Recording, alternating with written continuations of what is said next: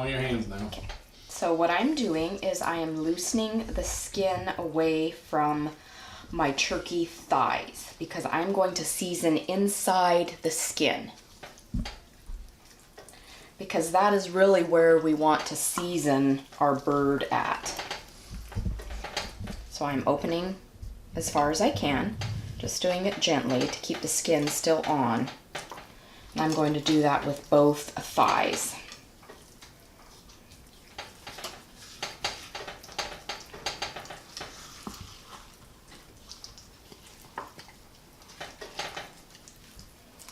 So you can see that I've opened a pouch there in the skin. And I'm going to salt the inside and the bottom. And I'm also going to put a little bit of poultry seasoning in as well. We are going to be seasoning our fricassee, so it will get nicely seasoned, our sauce, but this will just ensure that our actual bird is seasoned. Then I'm going to take my turkey and I'm going to place it skin side down in a skillet, fairly high, about between medium and medium high, because I just want to sear my skin, and then I'm going to put these turkey thighs into an oven to finish roasting. So once again, I'm going to salt the inside fairly liberally because this will be your only opportunity to salt your meat by itself.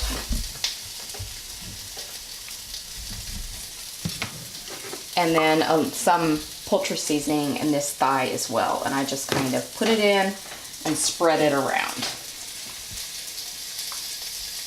And I'm going to put it skin side down as well in my pan.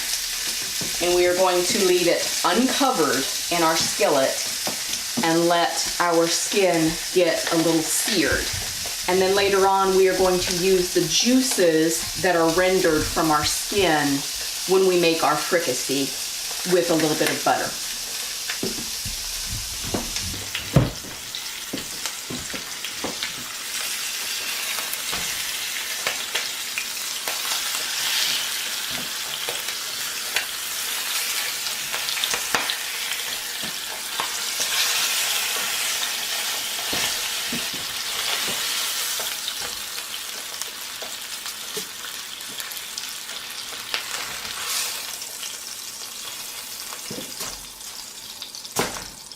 So I've removed my thighs that I browned. You can see that the skins are nice and brown.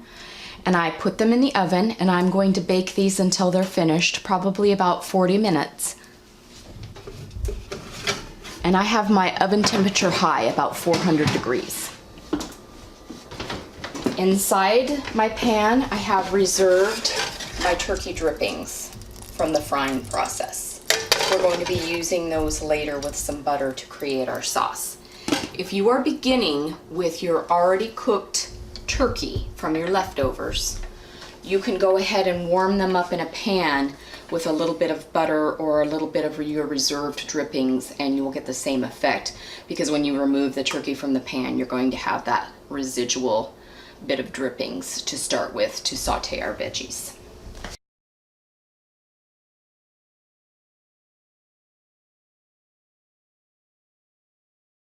Turkey has been cooking for about 50 minutes.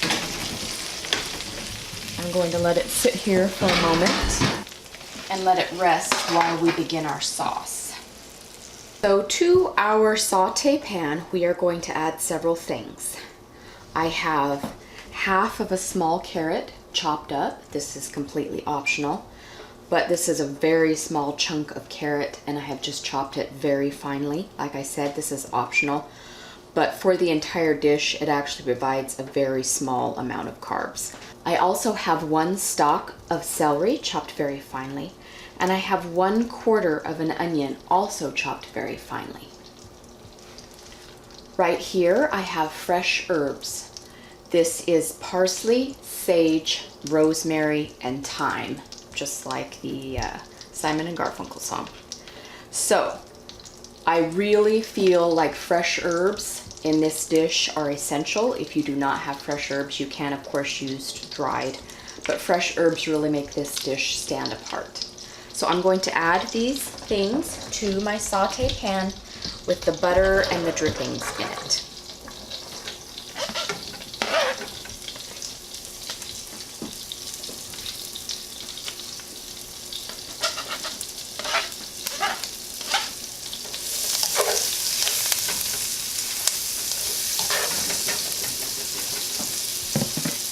We're just going to let everything start to incorporate and soften.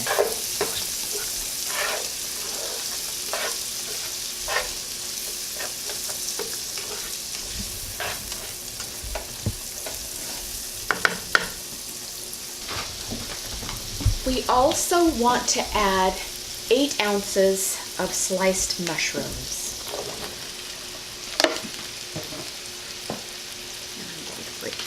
Because he's pretty big.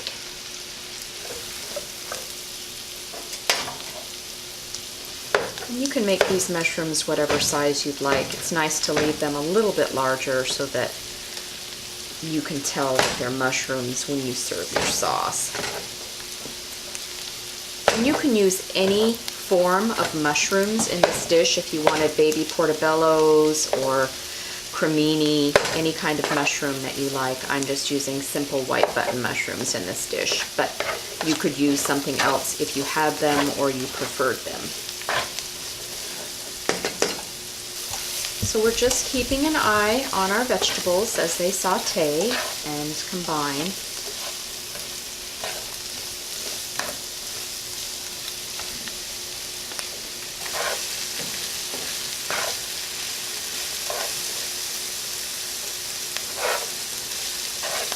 Next, I am going to add 2 tablespoons of almond flour because we are going to be creating a roux. And a roux is simply butter or oil mixed with flour, and this is going to help thicken our sauce.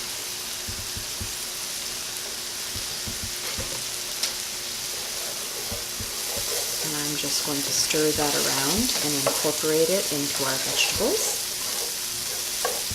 and cook out the flour taste.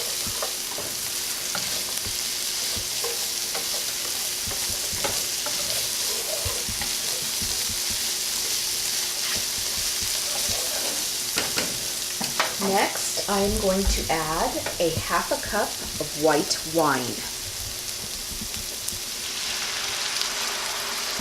I'm using the Chardonnay in this step because it is low in carb. If you don't want any wine in there, you do not have to add it. You can use all chicken broth, but the wine does give it a certain amount of savoriness, and all the alcohol will be cooked out in the cooking process if you're concerned about the alcohol. And we're just going to let that come to a simmer.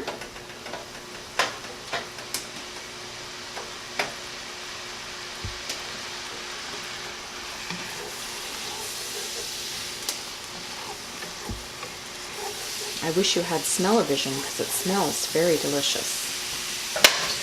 Next, I am going to add 2 cups of chicken broth.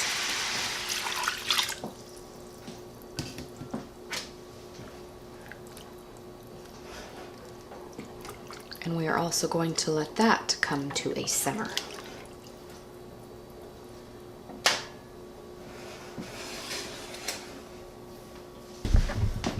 So right now I'm going to add just a tiny bit of 21 seasoning salute. We have all of our delicious herbs in there, but I want just a tiny bit of this.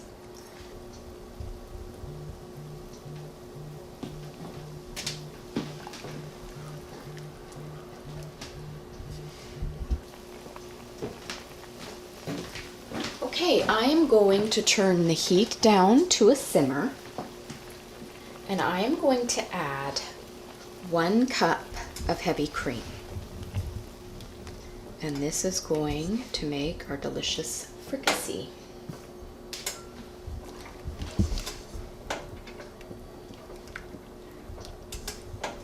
And after I have turned this down and incorporated my heavy cream, we are going to cover this and let it thicken while I take my turkey off the bone. So I am just taking my turkey off the bone, the turkey that I cooked. As I stated in the beginning, Most people are going to begin with a finished product because this is a leftovers casserole or a way to use leftovers. If you are starting from scratch, like I did, you have the option of leaving your turkey whole if you want to, or your chicken if you're going to be using chicken, or shredding it up. Either way is completely fine, and either way is traditional. I am just simply going to remove mine from the bone. It's going to go farther for us into our sauce. So that's all I'm doing here, is just removing my turkey thighs from the bone.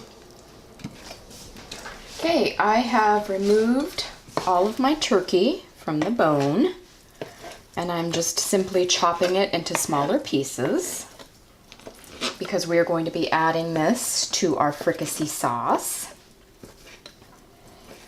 And you can chop your meat as fine or as thickly as you like. And like I said, you could leave it on the bone if you preferred. If you were working with chicken thighs instead of turkey, you could definitely leave it on the bone. In the school system that I grew up in, we had fricassee of some kind nearly every week. Sometimes it would be turkey fricassee, sometimes it would be chicken. We even had hamburger fricassee.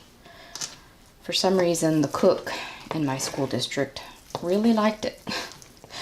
And us kids learned to like it too. Pretty much anything smothered in gravy and served over potatoes is delicious and warm and hearty, especially now that the weather is cold. Okay, our sauce has been simmering here and starting to thicken up. Now we are going to add our turkey.